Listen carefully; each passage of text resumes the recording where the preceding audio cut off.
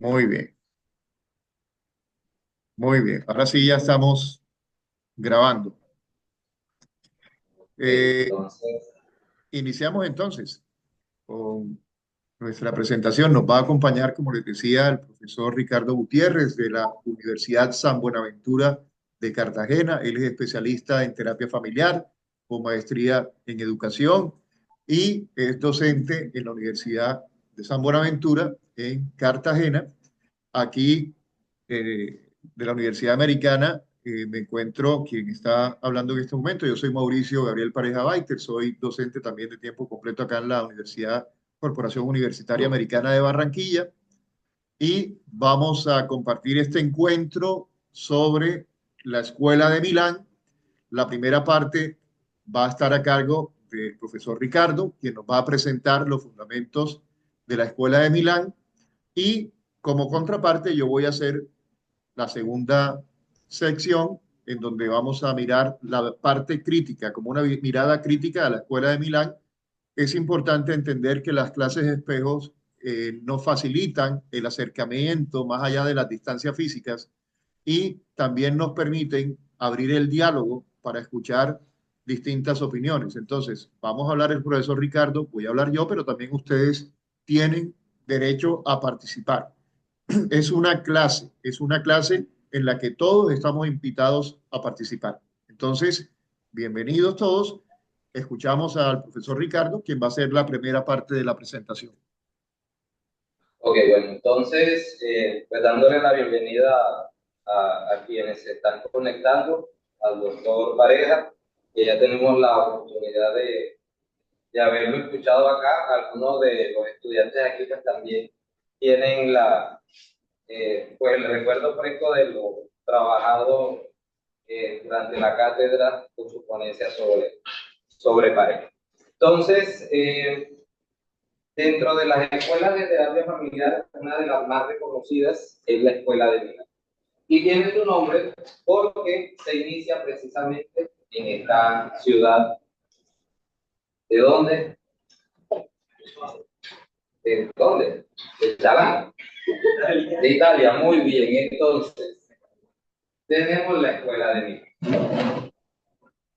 Para este propósito de esta clase, tomé una definición o una historia, el recorrido histórico y conceptual que hace uno de los fundadores, precisamente Luigi Bosco, que escribe sobre esto. Entonces, los pioneros, cuando uno escucha Escuela de Milán, la figura como más representativa, o las dos son Mara Serpini Parasoli y Luigi Bosco. También tenemos a Gianfranco Cecchini y Juliana Prada. Son como el grupo original. Fueron los magníficos, los tres mosqueteros que iniciaron todo este proceso. Y es importante decir que todo esto inicia desde el psicoanálisis. Recuerdan donde estábamos hablando anteriormente también. En ese momento, estamos hablando finales de los 60, comienzos de los 70, todas estas personas vienen de una formación eminentemente psicoanalítica. Y como respuesta entonces a lo que no resolvía ni el psicoanálisis ni resolvía el enfoque conductual ni lo cognitivo, entonces empieza a aparecer esta parte. Entonces, dentro del proceso del grupo de Milán se identifican varias etapas. Una primera que va de 1967 a 1971. Y entonces aquí viene a aparecer toda la explicación de los procesos psicóticos que se dan en pacientes, la anorexia, pero dada desde una explicación desde el psicoanálisis, la relación con la madre, el doble vínculo, etcétera, etcétera. Luego, este grupo se vincula al MRI, ¿recuerdan? Al Mental Research Institute. Me disculpan el inglés bastante pueblerino, pero bueno, hace rato que no voy por las Inglaterras. Y en este caso, empiezan a apropiarse de un modelo sistémico estratégico. Es decir, pasan de ver las situaciones como algo individual, como una explicación desde todo el modelo psicoanalítico, y empiezan a mirarlo como un todo. Y es aquí donde empiezan a aparecer algunas de las características principales. Uno, el uso del espejo unidireccional, lo que se entiende como cámara de Gesell. ¿Y cómo funciona esto? Y este es otro de los grandes aportes que tiene la Escuela de Milagro. Y en este momento realmente por economía, por factibilidad, es bastante difícil de hacer. ¿Cómo funciona esto? De un lado del espejo está la familia, la persona, la pareja atender con dos terapeutas. Por eso aparece coterapeuta. Ellos atendían en pareja. Y detrás del vidrio había un montón de gente que es el equipo terapéutico, viendo lo que estaba sucediendo. Ellos consideran la importancia de poder formar y además de poder que otras personas puedan ver lo que está sucediendo a diferencia de lo que están viendo. Normalmente eso es como los partidos de fútbol, que uno está viendo algo y dice, ay, ese bobo, ¿por qué no la pasó allá? Pudiera partido así, ese maletón, más o menos así, sin el maletón, ¿y por qué no partió? Las personas que estaban en la parte. Y entonces empieza a tratar de resolver estos problemas. Y aquí, volviendo un poco a lo conceptual, miran todo desde una cibernética de primer orden, que es ¿cuál?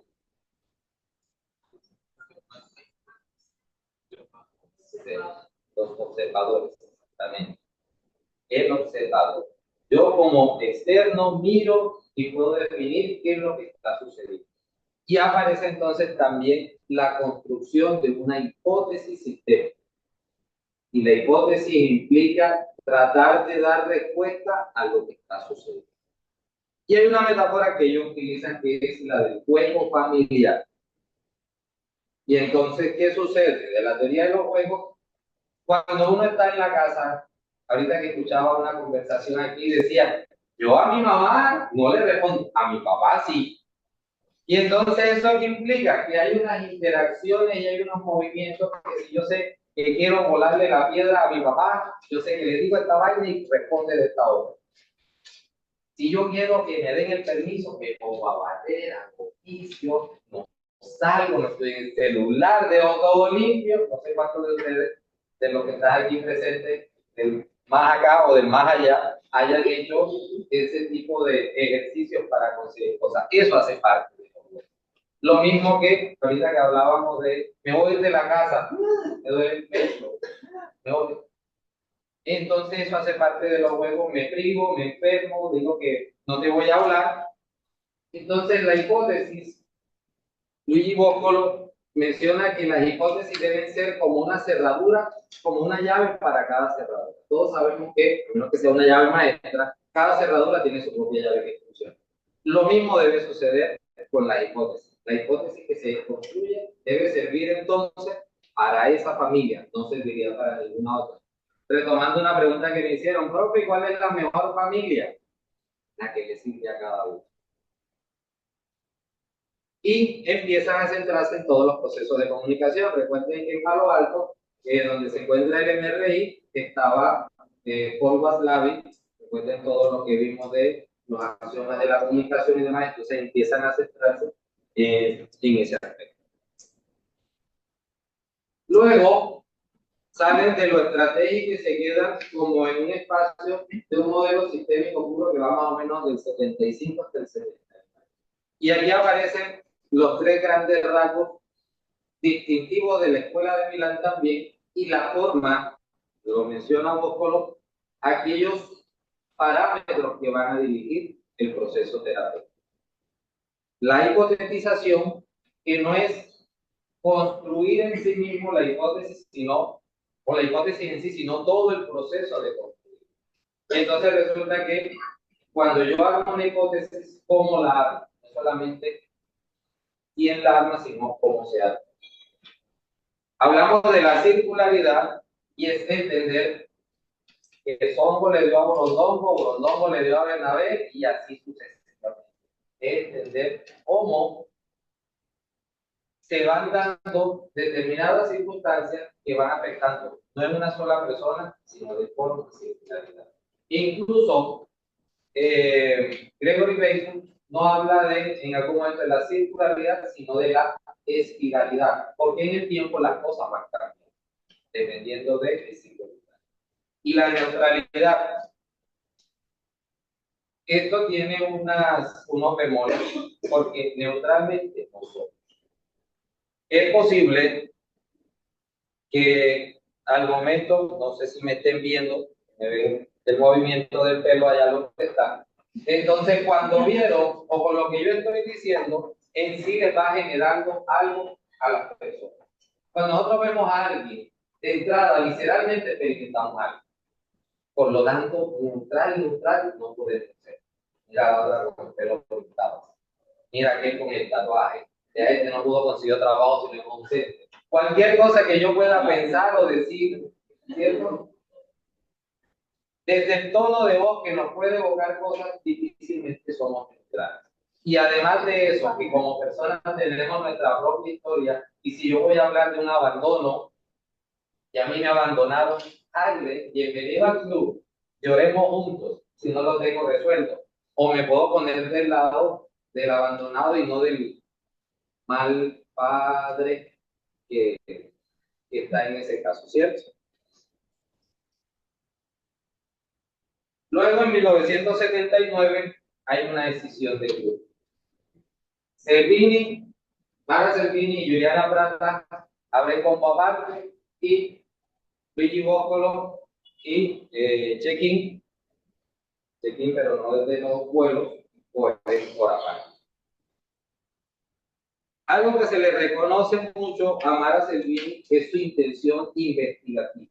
Dentro de todos los modelos de terapia sistémica, quien más hizo énfasis en investigar en familias y en procesos de salud mental fue Mara Servini, especialmente lo relacionado con psicosis y con la anorexia.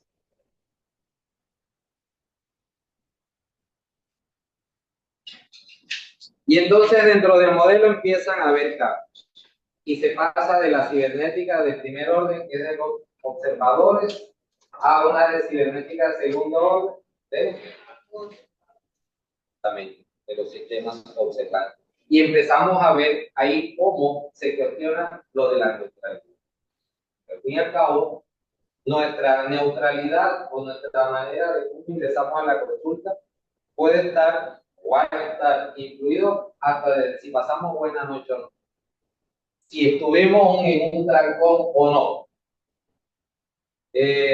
Imagínense si es con telepsicología, si tuvimos un problema con la señal o no, si se está cayendo, si no se oye, como nos sucedió ahora acá, como le pasó al doctor Pared. Y además se empieza a involucrar lo que es el sistema significativo.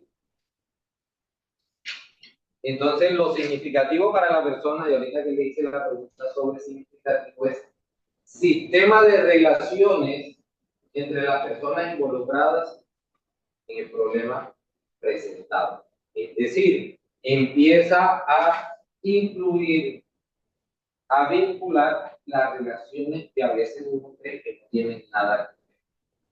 Puede haber un problema en la familia, pero si resulta que la vinculación religiosa, la creencia religiosa, la creencia política, entonces Uribe debe ir preso, Petro está metiendo droga, etcétera, etcétera, y se convierte eso hasta en lo que se discute dentro de la familia, puede ser, pero también un padrino, un vecino, un familiar, un profesor del colegio.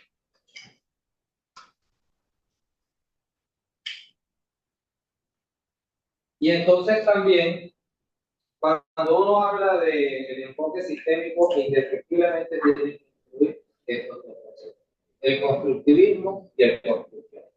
Teniendo claro que el constructivismo es la realidad que cada uno percibe y que es cierto. Y esto sí que se convierte en algo complejo cuando se va a trabajar en familia. Imagínense uno armar una hipótesis donde todo el mundo que pregúntele usted a una familia, qué sé yo, a los que están aquí, le subimos o le bajamos al aire acondicionado. Entonces hay alguien que deje así, otro dice súbale y otro apague. Lo mismo sucede en las familias. ¿Cómo podemos empezar a vincular y a tener en cuenta las visiones de cada uno? Y pasamos entonces que la situación no es solamente cómo la veo, sino cómo la construyo. Cuando ahorita me decían que yo le contesto a mi papá así o a mi mamá de tal forma o qué respuesta le doy, implica una ruptura desde lo que yo pienso solo a lo que estamos pensando todos. Si hacemos una evaluación del profesor, y entonces decimos que el profesor es bueno o es malo, o es chévere o no es chévere, no es solamente de lo que yo pienso, sino lo que en común se va a poner. Y además se empieza a mirar, eso les decía, hay enfoques dentro del paradigma sistémico que pueden hablarse. Y aquí esto que implica empezar a preguntarle a la familia cómo construyen la historia, cómo construyeron ese símbolo, cómo definieron quién es el paciente identificado, quién es el pobre cristiano que le echa la culpa de todo lo malo que está, y es el que se supone que hay que arreglar. En eso se centra principalmente entonces el proceso. Pasamos de lo intrapsíquico a lo interrelacional.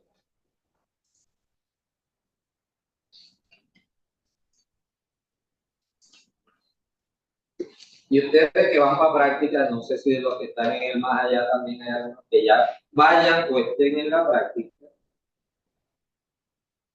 La importancia de la posición de escucha. No realmente que sea, no, he escuchado mucho, igual la redundancia, de la escucha activa. Pero resulta que es una escucha que debe llevarnos a movilizarnos en ciertas cosas. Una escucha que pueda ayudar a entender o a mirar todo lo que hay alrededor. La posición de escucha, y voy a tomar algo que dijo el doctor Pareja en su conferencia acá, uno puede escuchar con todos los sentidos. Uno a veces solamente se queda con la palabra y a veces, y yo en mi consulta, pues, muchas veces dejo de escribir cosas o prefiero no escribir cosas para no perderme lo que no puedo escuchar. El lenguaje no verbal. Incluso escuchando, ¿y tú cómo estás con tu familia? Bien. ¿Cómo anda todo? Normal. O incluso empezar a utilizar las palabras que se convierten en un caballito de batalla como normal. ¿Y qué es normal? Y a veces entonces logramos entender lo que sucede alrededor de las personas y normalizaron estar tristes. Normalizaron que los cambios no me importan mucho. Normal. Si el mundo se cae, me importa, normal. Si me tengo que quedar 24 en la casa con mi familia, yo quería estar con mi pareja, normal. Y entonces, sí, normalizamos cosas, pero no escuchamos qué hay detrás de esa normalidad. Y eso implica también entonces la curiosidad. Yo siempre digo que yo estudié psicología porque no había mucha matemática y porque soy chico. Y eso de pronto sería la manera de poner el decir la curiosidad por ser chico.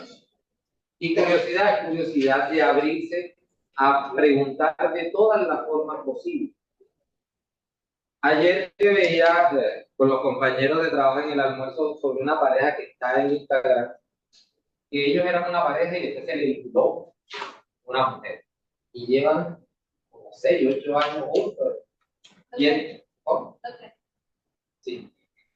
Que me parece a mí un desafío. Si una vez se aguantan 2, ahora 3. Y entonces decían, el principal pensamiento que aparece, ustedes, ¿qué suposición harían sobre cómo se conformó ese trigo? Es un man con 2 manos.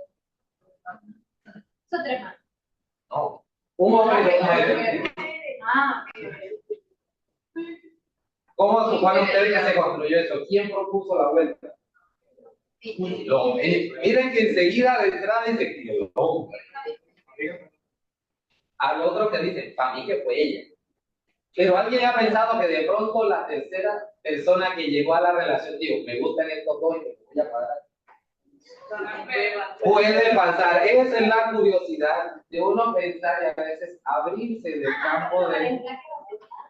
La pareja es la que va a pensar, Sí, pero ya puedo decir, empiezo con gente que se ve como, este le gusta más la cosa, este es como más difícil, pero yo me doy mi maña y cae. Y eso es poder pensar un poco fuera de la caja. A veces nosotros nos quedamos con nuestros ecos. Y los ecos hacen que esa actividad se vaya. Es importante siempre preguntar. A veces de las cosas más banales, porque uno no pueda preguntar sobre, por ejemplo, hay esas mujeres que tienen ahí en el pecho, su merced, quiénes son, ni idea. Y le gustan los estampados, hay que chévere, de dónde lo compró, etcétera, etcétera. Uno puede hacer preguntas incluso cuando está iniciando el proceso terapéutico, desde ahí, de qué manera se puede vincular a través de ese tipo de cosas. Cuando uno incluso pone, y desde ahí aparece también el mostrarse positivamente, implica mostrarse uno. Y mostrarse positivo es, bueno, vamos a trabajar en vez de decir, la vaina aquí está maluca. Ustedes están seguros que quieren seguir. La idea es que el terapeuta pueda sentir que va a trabajar con un grupo y que como personas todos tienen algo bueno, algo positivo para sacar adelante la familia. Y eso sí, tener mucho cuidado porque a veces sucede en las sesiones o después de una sesión que alguno de los miembros lo termina contactando a uno, lo llama, doctor, cuente, doctor, uno vio, ¿usted cree que sí tenemos arreglo? Esta familia se salva. ¿Cuál sería la respuesta para eso? Depende, no nos llamen, nosotros lo llamamos, ¿no? Vayan, limpiarse y rece. Eso depende de ustedes. Si le respondo una plata adicional y de pronto eso significa, sí, esto sale adelante, o la vaina no sale adelante, mira, me escapó la doctora. Hay que tener mucho cuidado en cómo mostrar ese positivismo, pero también no caer en falsas promesas, cosas que no podemos cumplir porque no depende de nosotros. En este caso, el trabajo lo irá diciendo. El trabajo, y entonces significa que esto es un proceso, además, contarle que es un proceso y los procesos no siempre es claro que va a suceder. Y uno por eso, vea, si ustedes alguien es alguna premisa que tengo, un psicólogo que garantiza resultados, sea valiente, huya. Porque alguien que le puede garantizar como ser humano que va a conseguir algo sin tener en cuenta los imponderables del clima, una situación particular, se queda sin empleo, le da una enfermedad, eso no lo podemos dejar. Si arreglo amarlo en 24 horas, traigo a su ser amado, lo pongo de rodillas, pague después del resultado. Si usted hace eso de pronto sería psicología, ¿no? Lo más cercano. Y entonces, aquí empezamos a mirar cómo plantear los objetivos dentro de y ellos que plantean que va a depender de la convocatoria. Y entonces la convocatoria, ahorita Colombia juega en junio contra Argentina y contra quién más, contra Perú. Y entonces uno dice la convocatoria es, ¿qué es la convocatoria de la selección? Y llama. Entonces lo mismo plantean ellos desde el modelo de Milán. ¿A quién se llama? ¿Quiénes vienen a la consulta? Y entonces, la convocatoria puede ser horizontal, que sería, ¿qué se imagina que sería una convocatoria? Muy bien, entonces puede ser la pareja o los hermanos, ¿cierto? Están en la misma. Exactamente. Pero también aparece una convocatoria vertical. Padres e hijos. Es decir, como la serie aquella, ustedes no la vieron. Padres e hijos, en este caso. Sí. De pronto el doctor Pareja sí la recuerda. Y la individual, que es decir, quién viene. Porque además, la escuela de Milán pasó de deben venir todos Y eso era algo impajaritable. Deben venir todos. Y cambiaron a hay que quiera venir que venga. ¿Quién está dispuesto a ver? Porque también sabemos que traer a una persona a un proceso terapéutico en contra de su voluntad va a representar todo un proyecto. Y eso le implicaba incluso un lastre dentro del proceso.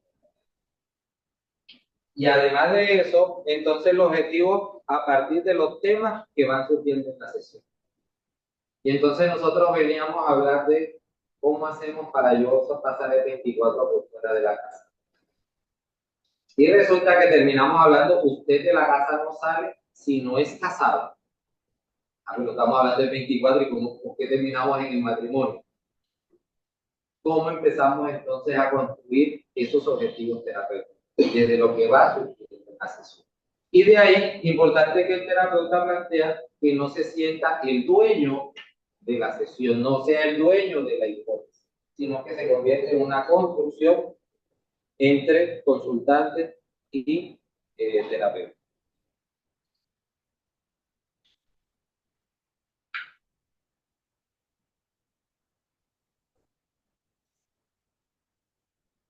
Dentro del rol del terapeuta, creo que invertir una diapositiva, está lo que la persona pueda hablar consigo misma.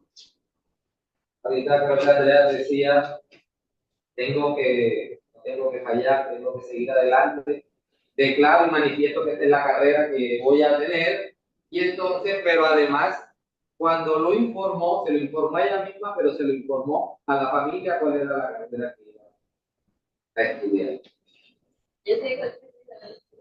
Ya sé, muy bien. Mí mismo, ¿qué dice? Claro que sí, muy bien. Mí mismo y yo nos llevamos bien y entonces uno después. Exactamente. Y es donde no era gente como los soliloquios que uno va por la calle y ahora voy a apagar la luz por aquí. Y uno va a estar con la mano y va haciendo y. ¿Cierto? Esos mismos diálogos suceden al interior de la. Y también lo que sucede. La visión circular. Y entonces vamos a la circularidad de cómo explicar. Entonces, si yo tengo a alguien que me preocupa y se está quedando dormido, yo lo despierto luego. Alguna vez, como la profe Carolina, la profe de acá, salimos de una fiesta, ella durmió un rato, yo no, amanecí, y yo dije, los dos somos católicos, y dijimos, si no vamos a misa en la mañana, no vamos. Y nos hemos ido para la misa. Y estábamos los dos en la mera circularidad. Yo me estaba durmiendo y ella me pegaba y ella cuando se dormía yo la jalaba y así nos logramos mantener. No estábamos borrachos, pero de alguna forma es cuando tú te quedas dormido, ¿qué hace el otro? Lo pellizco, le hago la tula, le hago una cosa. Esa visión circular también propende que debe ser de los, porque a veces nos quedamos, ¿qué está pasando solamente con una persona? Pero no miramos que cuando dice, es que a mí me gusta pasar tiempo en familia, hay que escuchar ese o ver la cara del otro que se ríe. No, mentira. Pero en este caso, si lo dice tan abiertamente, habría que preguntar por qué sale esa expresión de burla o por qué sonríen. Incluso eso en terapia con pareja, a veces es importante darse cuenta que está alguien quejándose y uno está pendiente en familia con lo oh.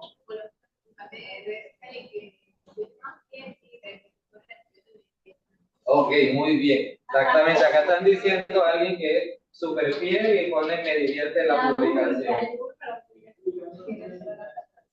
También tener claro el poder, que es una de lo que plantean dentro del poder es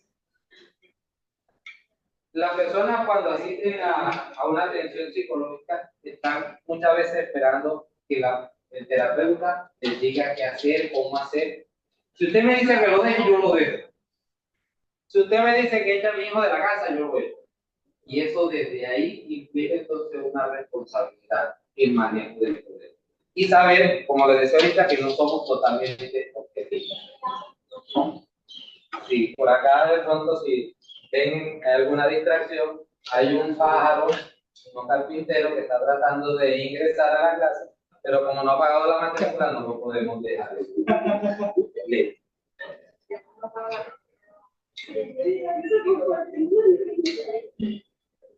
Listo, entonces, la hipótesis de dónde debe surgir en ese proceso de explicar lo que pasa en la familia lo plantea que es de la interacción recursiva entre terapeuta y cliente. Y eso puede ir cambiando. Hasta que la llave acomode a la cerradura, hasta que la hipótesis realmente se acomode a lo que es la familia como tal. Entonces, resulta que la familia está compuesta por personas que son igual o más amarillas que yo. Y entonces resulta que como terapeuta alguien me dice, seguramente ustedes tienen un problema en la interacción por todos los siglos de esclavitud que han tenido. Ok, muy bien, vale. Como probable que de pronto, no sé, recogiendo arroz en China, pero si yo no he tenido étnicamente problemas de esclavitud, esa hipótesis no hace parte de lo que realmente es. Como singularidad, se entiende la capacidad de conducir el terapeuta su investigación basándose en retroalimentación. Entonces, si yo, es como decir en la casa, hoy vamos a comer hígado encebollado, y aquí un par de caras así como que... Entonces, para algunos, vaina fea, para otros, uy, qué rico, sabroso. Acompañado con un jugo de tamarindo en leche. Muy bien, entonces la retroalimentación que ustedes me acaban de hacer. El jugo de tamarindo en leche, esa expresión significa que el tamarindo, el jugo de tamarindo, por lo menos no va a ir en leche. Esa es la singularidad, y entonces resulta que yo sé que hablar de tamarindo en leche lo activa, lo pone pensando, no sé en qué cosa es lo más grande de lo que pueda suceder. Bastante. Y en este caso, hace parte de retroalimentación, la singularidad y las informaciones solicitadas en términos de relaciones, pensándolo en diferencias y cambios. ¿Quién es lo que estaban diciendo ahorita aquí que al papá sí le responde, pero a la mamá no? Su merced. ¿A quién es que sí le responde? ¿A su papá? ¿A su mamá? No. Ok, muy bien. Tenemos varios aquí. Piénsense allá. ¿Quiénes le responden sí a uno y no a otro? Esa pregunta en circularidad es, y cuando usted se ha atrevido a responderle a su mamá, ¿qué hace su papá? O, como usted sí le responde a su papá, cuando usted le responde a su papá, su mamá, ¿qué hace? Estoy haciendo un rastreo entonces de manera circular. Mamá, bien eso, para eso te entrené, mi hija. No, por repente, diga, siempre se le va la mano. Va a buscarle la lengua a su papá. Entonces, poder conocer esas interacciones da una pista de lo que sucede en la familia. O, ¿qué pasaría si usted el próximo 24 de diciembre no lo pasa con mamá? ¿Qué podría pasar? Se vende este apartamento, encuentra, le alquilan el cuarto, mamá se sentiría mal, se deprime. Entonces, esa circularidad desde ahí, ¿qué cosas son diferentes? O, ¿qué sucedería si yo dejo de decirle a mi mamá que la quiero estando con ella el 24 y se lo cambio por un viaje a Europa? Ahí sí. Mi amor, no pases más el 24 conmigo, pero ¿para dónde vamos este año? ¿Para China o para Turquía? Y eso implica cambio. Y tenemos entonces la neutralidad. Lo menciono y lo defino un poco como evitar ser parcial con un cliente o con las personas con las cuales establece contacto. Cuando veíamos en la terapia estructural, uno a veces se pone de pastelero terapéutico, le da el lado a uno, le da el lado a otro, con unos propósitos de dar voces, ¿cierto? Pero realmente neutrales, difícil serlo.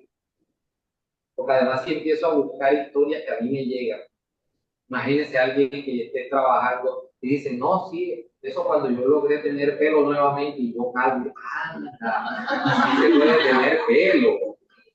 Ahí, entonces puede que me interese más por ese. Entonces, pasamos de buscar la neutralidad per se en sí misma a la tendencia a la neutralidad. Es decir, tratar de no sentir que me alío más con uno que con otro. Pero yo lo digo con el tema de validar la situación. Es que en este punto, validar siempre hace parte de aunque esté común. Pero la neutralidad puede decirle, mamá, tienes razón, su hijo se está portando mal. Peladito, yo sé que tú necesitas crecer como adolescente, pero tu mamá tiene la razón. Yo estoy validando que se siente mal y que quiere su autonomía, pero en el discurso y en el trabajo se pueden proponer cosas que vayan más del lado de la mamá. No siempre validar implica ser o dejar de ser neutro. Entonces hablan de la tendencia en lo posible. ¿Ustedes conocen a alguien que vaya dando cachetas por la vida? Literalmente Sí. o... Literalmente. No, persona física, no hablemos de entidad. No, la universidad no da cachetadas, puño, codazo, rodillazo, etc. Entonces, ¿quién de ustedes aquí ha pisado a alguien en un transporte público, en una fila? Entonces, pero eso hace parte de algo que puede suceder.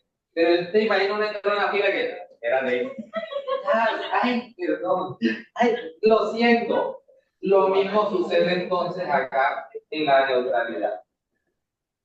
Tender a que a darnos cuenta, yo siempre digo una retroalimentación, una cibernética de segundo orden, de revisar qué pasa. ¿Será que si yo, como ahora que entren ustedes a la práctica, y trabajan con un joven, anda, lo que pasa es que mi papá es un desgraciado completo, y a mí me pasa lo mismo. Mi papá es igual de desgraciado, entonces me termino vinculando por la edad con el muchacho. Y si yo fuera el terapeuta, entonces, claro, que la me abogan.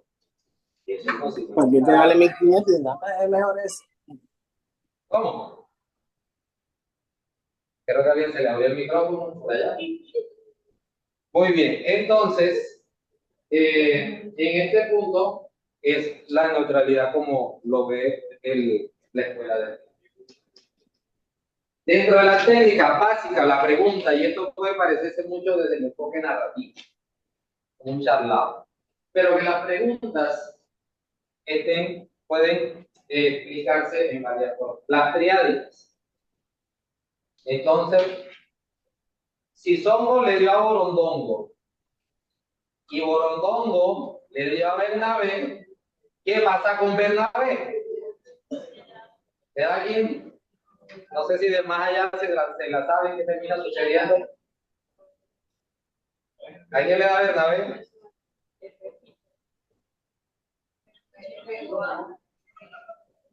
A Michilanga, Burundanga, a Michelanga, no sé, a alguien le termina de dar. Entonces, la pregunta que yo le hice ahorita a la compañera, ¿qué hace su mamá cuando ella le contesta a papá? Esa es una pregunta. Cuando ustedes los dos hermanos están peleando, ¿quién es el primero que pega el chancletazo? Ahí estamos hablando de dos. Pero si yo pregunto, de los papás, ¿quién es el primero que sale a regañar cuando los hermanos están peleando? Es una pregunta real.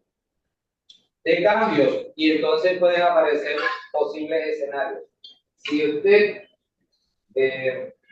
cuando dejó de decir sí a todo en la casa, ¿qué pasó con sus papás? Cuando ustedes dejaron de pedir permiso para ir a las fiestas y empezaron a decir, papás, me voy, ¿qué sucedió? Ya yo estoy investigando por lo que pasó con los cambios. ¿Qué sentido De cambio. Porque ya yo empiezo a leer, esa pregunta se la he hecho, ¿cómo es el proceso en que uno como hijo deja de decir, pido permiso a, me voy para la fiesta? Muy bien, entonces eso de decir vaya a la bulla y empieza, significa que no pedir permiso genera un conflicto o por lo menos un reclamo de papá a su mamá. Eso es una pregunta directa. De orden o escala. Bueno, cuando hay un problema en la casa, ¿quién es el que más se molesta? Mi mamá. Y entonces, ¿quién sigue? Entonces, en el molestómetro, uno puede decir quién está más en ese momento. Orientadas al futuro. ¿Será que si yo sigo trabajando y estudiando al mismo tiempo, en 5 años, cómo estaré? Acabado, llevado y pero claro. Sí, acabado. Bueno, entonces habría que pensar entonces si a futuro el trabajar y estudiar me sirve o no, si la plata termina siendo lo suficiente. En estos días había alguien que ya se graduó de aquí y tiene una pareja y resulta que su familia le ayudó a conseguir trabajo a la pareja. Y ya se quedó sin trabajo y él está diciendo como que, pues te mira. Y le como, o sea, ella le dice a él, yo estoy trabajando y tú qué, por lo internet, una vaina. Yo lo veo como quedado, me decía él. Pero decía, bueno, ¿cuál es el problema? Si cuando ustedes se casen, él se gana 10 millones de pesos semanales, pero lo ves tú echado ahí en la cama, viendo Netflix todo el día. Ay, no. Entonces el problema no es la plata, el problema es la actitud. Pero con esa pregunta a futuro, ella sabe qué tipo de relación quiere tener vos. Esas son preguntas a futuro.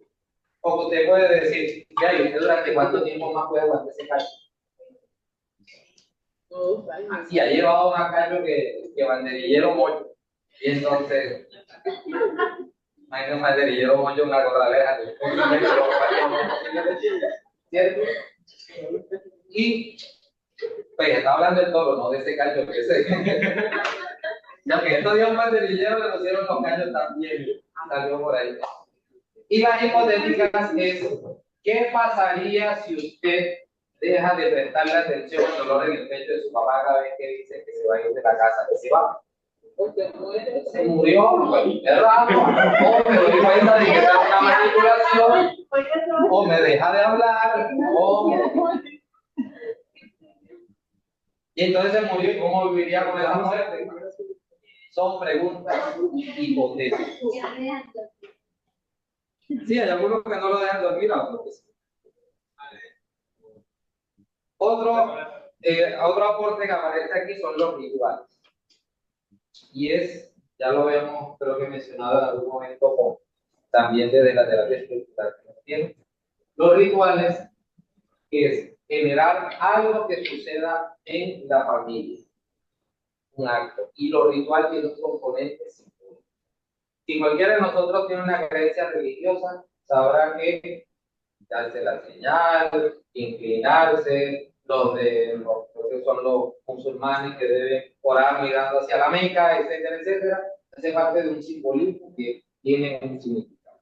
Entonces, estas tareas como parte de los rituales implica entonces que la familia se empiece a comportar de forma distinta a cómo se ha venido comportando y que genera el sufrimiento. Entonces resulta que hay un problema. Pelado ya tiene 14, 15 años y todavía le toca esperar 2 horas que el papá venga o la mamá venga para poder entrar a la casa. Porque Pelado está muy niño para darle llave. Y eso genera. Entonces, empezar a entender qué se pudiera hacer con este niño. ¿Cómo hacemos? ¿Qué ritual se les ocurre a ustedes que pudiéramos hacer con esta familia?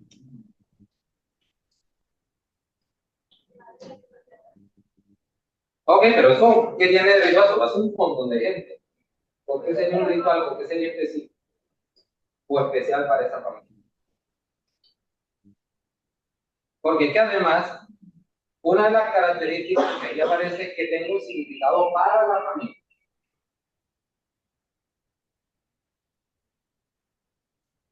Y además crea, me estaba durmiendo yo cuando escribí creado, crea una experiencia colectiva. Crea una experiencia colectiva. Yo digo que de pronto darle las llaves con responsabilidad, quitársela al fin de semana y cuando antes del evento, si no voy a salir, te las entrego, mañana del colegio, que yo tengo que entregar las llaves. ¿Dónde estaría lo simbólico ahí? Porque eso es como una economía de ficha, una cosa de repuesto castigo.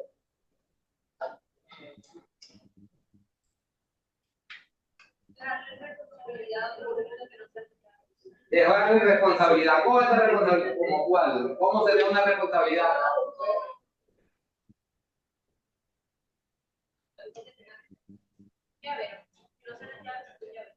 Y eso resuelve las 2 horas que esté pelado ahí chupando sol y lluvia con estos aguaceros.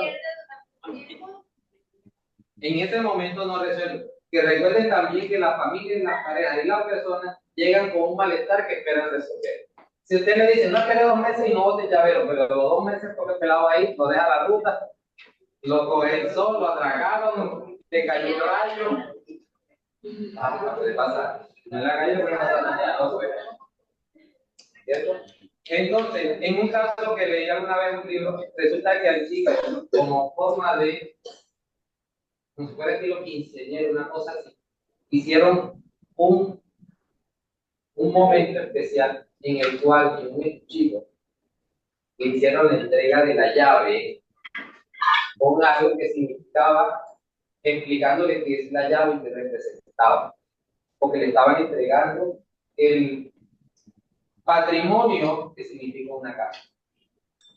Y entonces, eso también implica un significado en ese momento. Ese estuchito donde le dieron la llave, así sea una caja de fósforo, ese muchacho la puede guardar y significó esa caja de fósforo donde le entregaron la llave. Eso va armonizando entonces también los tiempos individuales y colectivos. Implica algo que la familia de manera conjunta. Eso también es otro de los aportes de la escuela de Milán. Y el proceso, básicamente, cómo lo desarrolla, se centra sobre todo en la expresión de la descripción de la primera sesión. Ellos todavía lo siguen manejando como conceptos de formación. Entonces resulta que tienen un auxiliar, un Richard aquí en el CAPS, acá el Centro de Atención Psicológica, el auxiliar, que toma la ficha y toma la información. No lo hace el terapeuta, lo hace el auxiliar. Y ese auxiliar entonces toma una información y a partir de esa información entonces los terapeutas empiezan a ver cómo van a preguntar en esa primera sesión. Y es importante lo que ellos plantean, preguntar sin patologizar. ¿Cómo se les ocurre que sea una pregunta sin patologizar? Sin afirmaciones. Y no son afirmaciones, son preguntas. Sí, ponerle. Por ejemplo,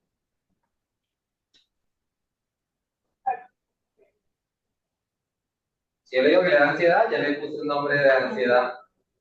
La idea es... Ajá, no. Desde más allá no sé si qué se les ocurre que puedan participar. ¿Qué síntomas? Si hablo de síntomas, ¿de qué estoy hablando?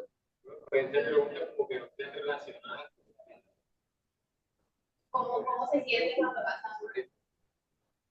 Primera sesión, tienen al personaje enfrente. Ah.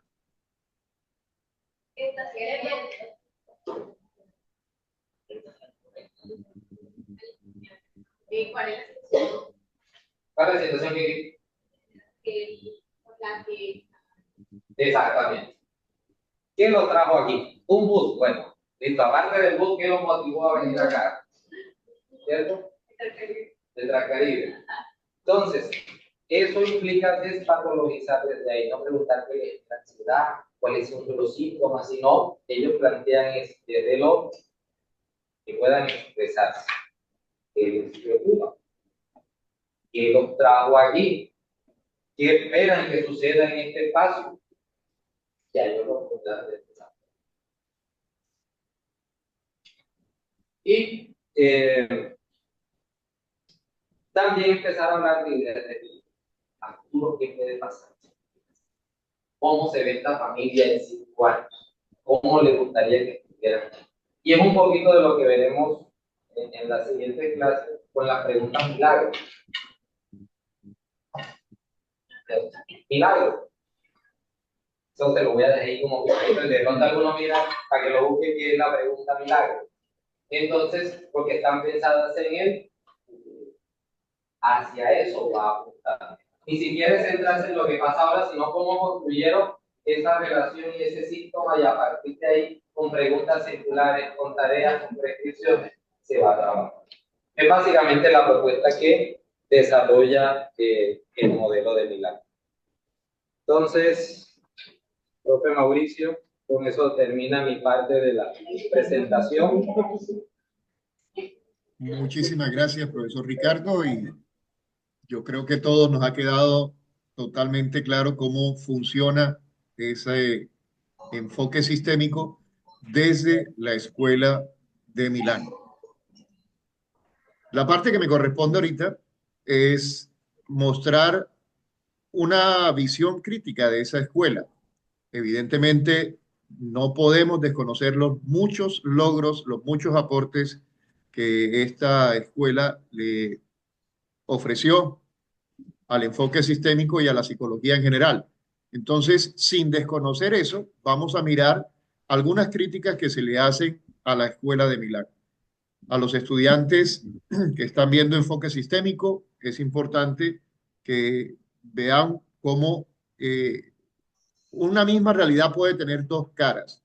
Una visión novedosa, pero también una visión crítica de esa realidad. Entonces, ya vimos la novedad, ya vimos el aporte. Ahora vamos a mirar la parte crítica. Y para los que están también viendo fundamentos de clínica y salud mental, es importante ver cómo el enfoque sistémico trata, en la medida de lo posible, de no patologizar el diálogo. Eso es muy importante tenerlo en cuenta. Cosa que hacían las escuelas anteriores, como el modelo psicodinámico freudiano, que venía de un fuerte influjo médico, tenía como principal propósito identificar patologías. Muchas de las escuelas posteriores son herederas del psicoanálisis, como lo veíamos ahorita con los iniciadores de la Escuela de Milán. Muchos habían pasado por el modelo psicoanalítico. Pero bueno, miremos entonces la crítica a la Escuela de Milán.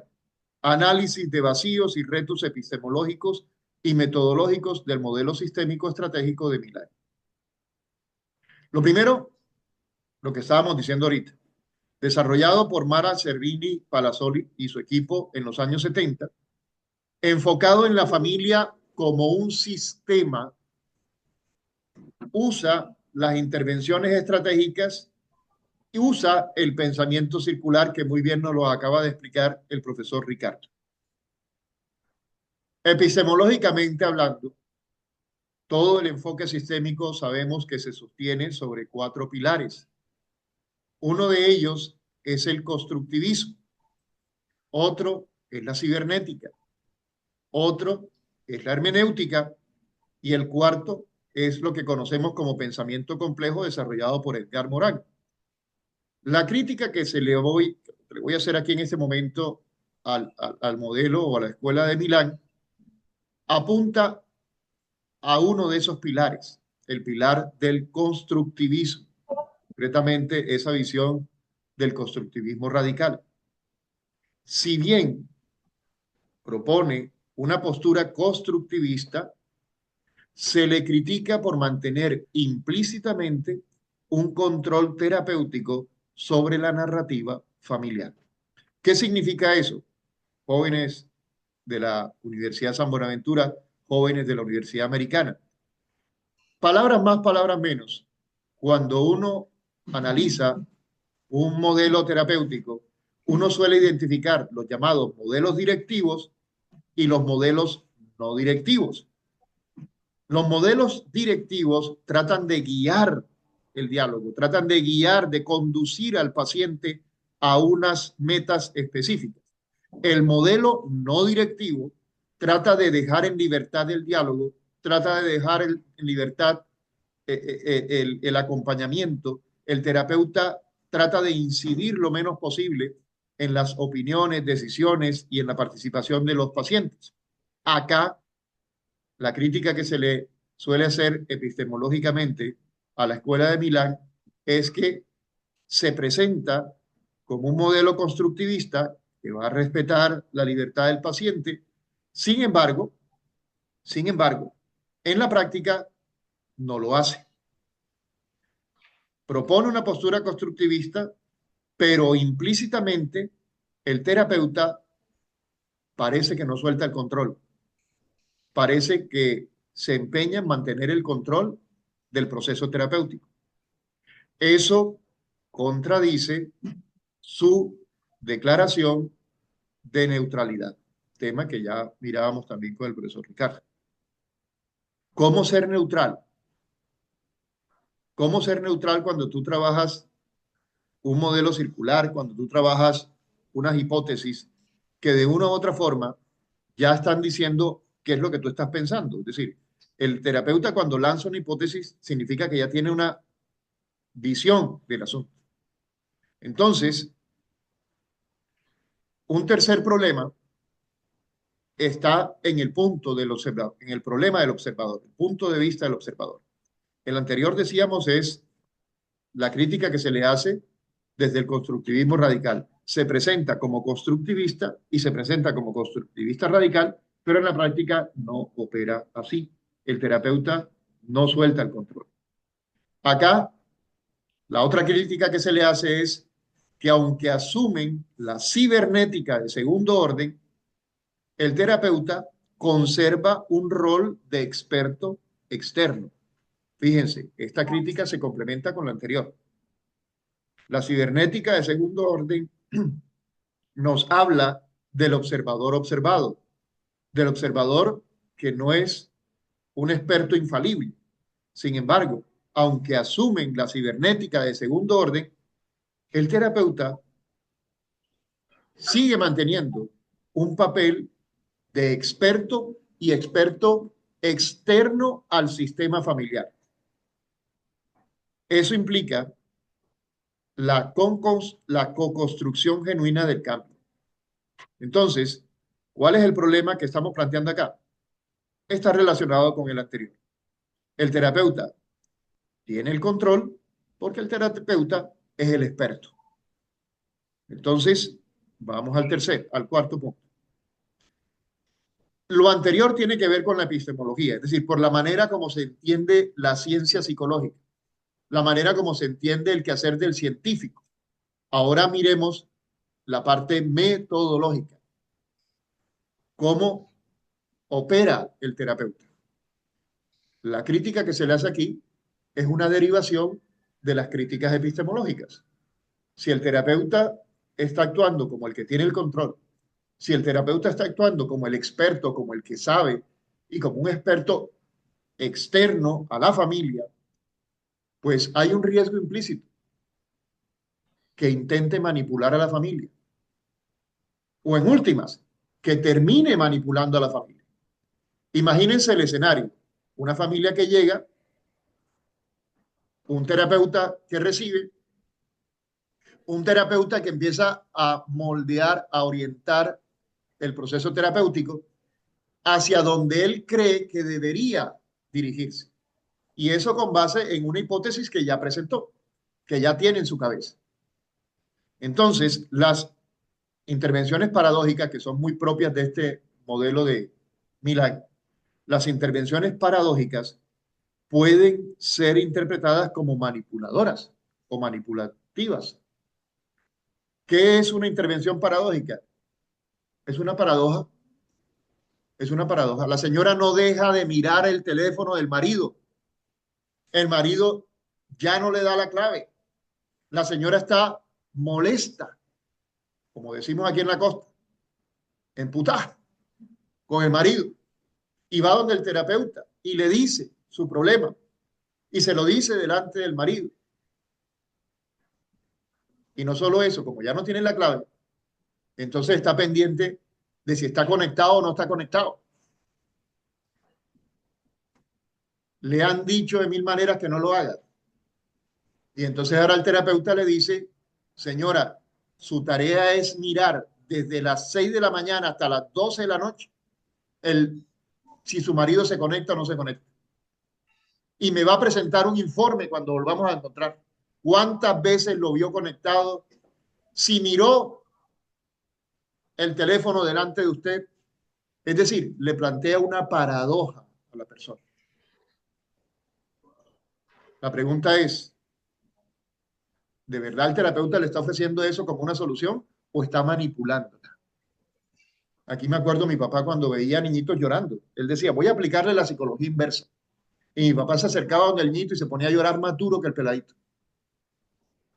Pregunto, ¿esa actitud paradójica es una actitud realmente de validación o de invalidación de la conducta de la persona? ¿Es un acto de invitarlo a que actúe libremente o es un acto de manipulación? Esa es la pregunta y esa es la crítica que se suele hacer ante ese tipo de intervenciones paradójicas. Aquí no les estoy preguntando si ustedes la usarían o no la usarían, si les parece chévere o no, porque yo les confieso, yo, Mauricio Pareja, la uso mucho. Pero la pregunta ¿es un acto de manipulación o no? No siempre se respetan los tiempos ni los niveles de conciencia del sistema familiar. Eso significa que con ese tipo de acciones el terapeuta a veces da la sensación de que está forzando, presionando a la familia para que camine. Es decir, no la está acompañando, la está empujando. Entonces, a nivel metodológico, esa metodología estratégica propia del enfoque milanés no trae implícito un riesgo de manipulación. Quinto punto, rigidez de la hipótesis circular. La insistencia en aplicar hipótesis circulares, que muy bien nos las explicó el profesor Ricardo, puede forzar interpretaciones cerradas. En otras palabras, prácticamente con una hipótesis circular tú no estás condicionando a que la persona responda a lo que tú quieres que te responda. Algo así como que blanco es gallina, lo pone, frito se come. No todas las dinámicas familiares se adaptan a una lógica sistémica circular. Sexto punto. Algunos le critican al modelo milanés que le falta consideración con el individuo. El modelo minimiza la subjetividad individual, privilegiando lo relacional. Como es un modelo sistémico, da la sensación de que exagera el poder que tiene el sistema sobre el individuo, minimizando el poder que tiene el individuo sobre el sistema. Eso implica un riesgo, el riesgo de despersonalizar el sufrimiento, el riesgo de reducir el sufrimiento a una simple función del sistema. Ese es uno de los riesgos también de ese modelo. El individuo se diluye en el sistema, desaparece. Lo importante ya no es el individuo, es el sistema. Además, se le suman unas críticas de tipo ético, críticas éticas. Neutralidad mal entendida, ya que puede llevar a omisión del sufrimiento o injusticia. Es decir, una neutralidad de esa naturaleza puede implicar una evasión del compromiso que tiene el terapeuta. Es como si fuéramos fotógrafos de National Geographic. Fotografiamos, pero no podemos intervenir. No podemos actuar. Sabemos que el león se va a comer al venadito. Estamos viendo todo que se va a comer al venadito y lo único que hacemos es tomar la fotografía. La pregunta o la crítica ética es, una neutralidad de esa naturaleza no puede ser un riesgo también para las personas involucradas dentro del proceso terapéutico. ¿Hasta qué punto tenemos que permanecer indiferentes? Entonces, el riesgo no es la neutralidad. El riesgo es que se pueda confundir neutralidad con una indiferencia absoluta. La intervención sin consentimiento claro en casos delicados es también cuestionable. A veces da la sensación de que el terapeuta puede intervenir sin que le esté pidiendo permiso. Entonces, ese dilema es un dilema ético. ¿Hasta dónde permanecer neutrales? ¿Hasta dónde permanecer indiferentes y hasta dónde no? Si ustedes se dan cuenta, en el fondo no es solamente una crítica al modelo de Milán. Es un dilema que se presenta a cualquier otro modelo, pero aquí el dilema se hace mucho más evidente por el enfoque desde el cual se está trabajando. Tratamos de que las personas, por el modelo constructivista, sean autónomas a la hora de encontrar y construir las respuestas. Pero hasta dónde ese dejar a la persona en libertad, en autonomía, no puede implicar también permanecer indiferente frente a una situación de alto riesgo. Y ahí es donde el terapeuta tendrá que discernir. Octavo, evolución posterior como autocrítica. La separación de Boscolo y Sechín, ¿se acuerdan? Que se separaron de Servini, no puede estar indicando ya de por sí que entre ellos había serias diferencias frente al modelo. Es decir, esa evolución posterior del modelo milanés que terminó en una fragmentación, en una división, no implicaba de por sí una tensión interna que podría cuestionar el mismo modelo terapéutico. Lo formulo más como una pregunta que como una afirmación. El paso de una terapia de tipo dialógico refleja límites del enfoque estratégico original. Es decir, a un modelo, perdón, el paso a una terapia dialógica. ¿Cuál era el modelo original? Como veíamos, era un modelo más de tipo intervencionista. La división parece que se va dando porque hay unos que están más a favor de la intervención y otros más a favor a disminuir el nivel de intervención del terapeuta. Conclusión, recogiendo lo que acabo de mencionar. Aunque la Escuela de Milán promueve una imagen de terapia no directiva, centrada en la neutralidad, la curiosidad epistémica y el no juicio, en la práctica, el modelo de Milán incurre en diversas formas de directividad encubierta. Se presentan ante los implicados como no neutrales, perdón, como neutrales, pero en la práctica actúan como no neutrales. Esa es la crítica. ¿Cómo se presenta como no directiva? Es decir, ¿por qué, desde mi punto de vista, ellos se están presentando como no directivos? Hombre, porque el terapeuta se define como un observador neutral. Por definición, en el modelo milanés, el terapeuta es un observador y un observador neutral, que no se va a aliar con ningún miembro de la familia. Y ustedes saben que cuando se da la alianza con un miembro de la familia, normalmente el otro lo interpreta como que me va a hacer daño. Entonces se da una transición del modelo de alianza a un modelo de coalición. La coalición es cuando se alían para ponerse en contra de otro.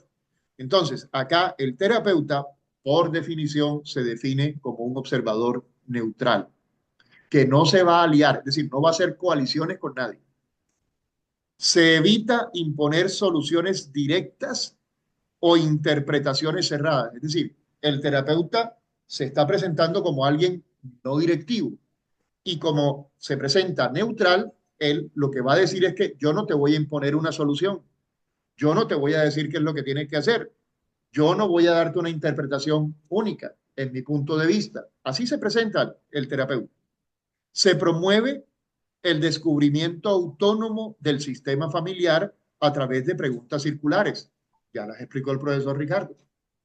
Eso es lo que se presenta, pero ahora viene cómo terminan dando un giro, cómo terminan cambiando de ese modelo no directivo a un modelo directivo.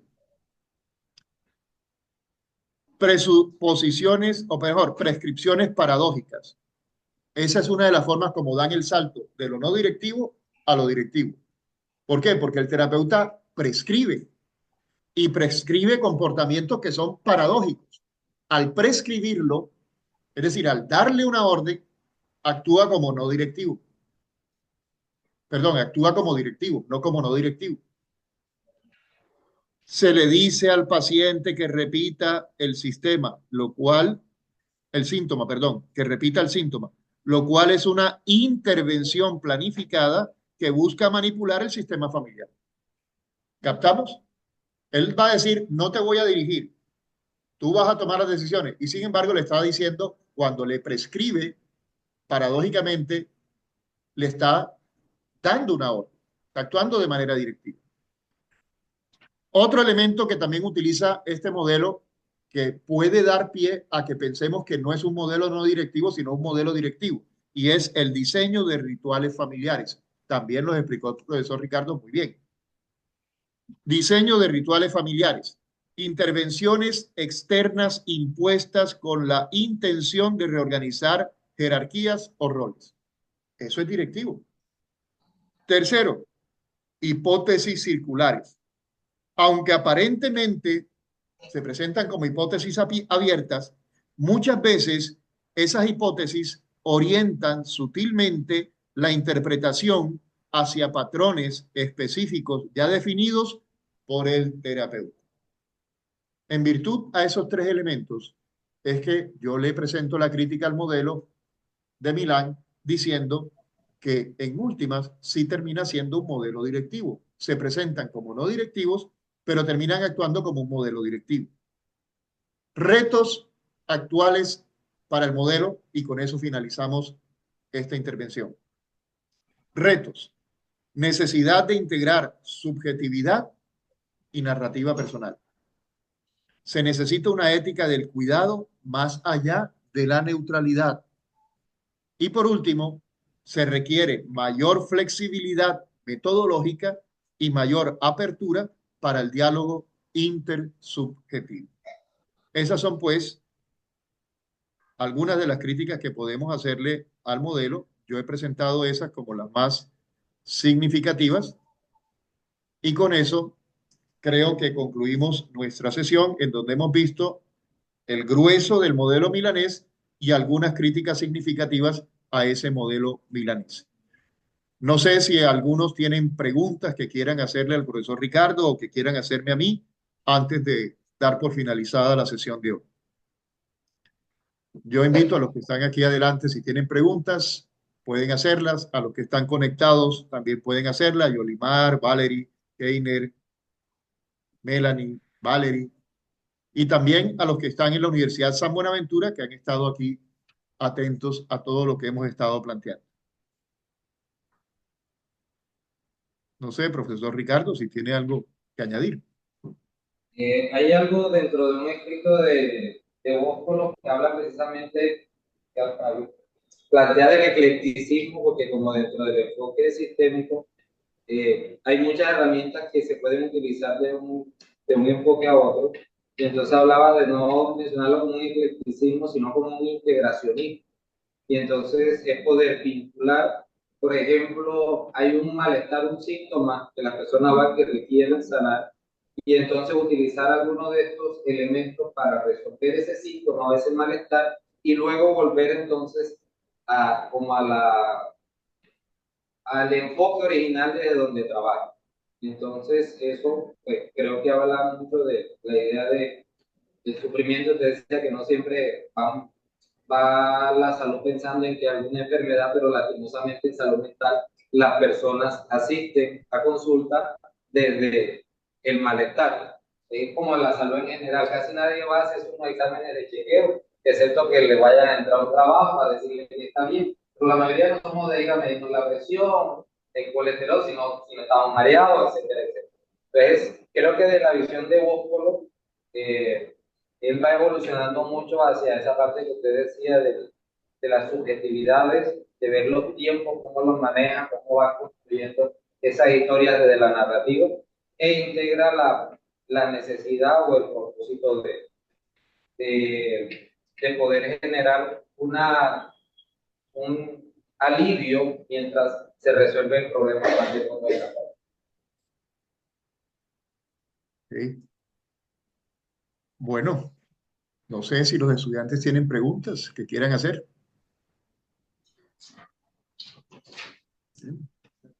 Si quieres, acércate para o habla fuerte para que te podamos oír todos. No, ese micrófono no funciona. Acá, acércate acá si quieres. Acá tenemos una pregunta que nos van a hacer. ¿Bien? Dale. Buenos días, profesor Ricardo. Muchas gracias primero todo por compartir sus conocimientos con nosotros y quería preguntarle si usted recomendaría intervenir como un agente de cambio en el sistema familiar y de qué manera podemos mantener así la neutralidad todavía. No sé si me puede replantear la pregunta desde la gente de cambio que no entendí bien. Acércate, La- siéntate, siéntate. ¿Usted recomendaría que uno como terapeuta pudiera como, involucrarse más en el sistema familiar como un agente de cambio de pronto y sin de esta manera como perder la neutralidad? Bueno, lo que pasa es que de por sí cuando uno pasa a la cibernética de segundo orden, ya deja de ser neutral y ya hace parte del sistema. Incluso nosotros somos un agente de cambio. Con el hecho de solo estar ahí sin haber dicho nada, ya algo cambia en la familia. Porque de pronto lo toma uno como referente, le dicen, casi uno como el papá, vea que él se porta así, mire que él hace de esta forma, ¿qué nos dice usted? De por sí un cambio ya hay. Entender la manera consciente como somos, hacemos el cambio, creo que sería la cuestión aquí. ¿De qué forma lo vamos a hacer? ¿Hacia dónde vamos a apuntar? Y epistemológicamente, cómo entendemos esa realidad y saber que vamos a intervenir. Pero siempre lo somos. O sea, estar por fuera nunca va a suceder. Desde que entramos, desde que saludamos, desde el estilo va dando una diferencia ya en la familia. Yo quisiera añadir que fíjense cómo las críticas que se le van haciendo a los modelos se le hacen en la época en que el modelo empieza a implementarse. Hoy en día, los modelos sistémicos, creo que todos, no sé si Ricardo me corrige en eso, todos coincidimos en que pretender ser neutrales es un absurdo. Es decir, realmente, incluso con los planteamientos que no nos llegan desde el enfoque sistémico, sino desde otras teorías, como la teoría crítica de Habermas, hoy en día pretender ser neutrales epistemológicamente no tiene sentido. Todo conocimiento es interesado. No existe un conocimiento que no sea interesado. Y cuando el terapeuta está integrándose a ese sistema familiar, lo hace con unos intereses. Y la familia, cuando busca al terapeuta, también lo hace con unos intereses. Entonces, todos esos intereses se van sincronizando a través del proceso terapéutico. Por eso también se habla de enfrentarle al sistema problema, enfrentarle o hacer una transición a un sistema terapéutico, porque el sistema problema funciona, es decir, es un sistema, está funcionando, está enfermando a la gente, pero es un sistema. La gente se acostumbra a vivir en ese problema. Cuando nosotros empezamos a hacer el acompañamiento, buena parte de la resistencia que encontramos en el proceso terapéutico es que aunque suene increíble, la gente busca el terapeuta para cambiar, pero no quieren cambiar. Entonces, esa lucha, esa terapia para el cambio también, que es indispensable entenderla, implica un movilizar el sistema, empezar a hacer la transición del sistema problema para poder generar un sistema terapéutico que pueda enfrentarse a eso. Es como la familia del alcohólico. El papá está con problemas de alcoholismo y entonces el hijo mayor empieza a reemplazarlo, empieza un proceso de parentización. Entonces, ¿qué sucede? Que todo el sistema empieza a acomodarse. Ya la gente sabe cómo va a ser cada semana. Ya viene el jueves, ya se va a perder, ya va la mamá a empezar va a llorar, la mamá va a empezar a llorar, el hijo mayor va a empezar a actuar como si fuera el papá, empezará a decirle a los hijos quién sale y quién no sale, y todo el sistema se reacomoda. Pero ¿por qué van a buscar la ayuda? Como decía Ricardo ahorita, porque algo no está funcionando bien y se sienten mal, están sufriendo. Entonces, hacer esa transición, que es lo que nos corresponde a nosotros como terapeutas, y nos guste o no nos guste, nosotros con el solo hecho de estar ahí ya empezamos a alterar el sistema. Eso era lo que quería añadir.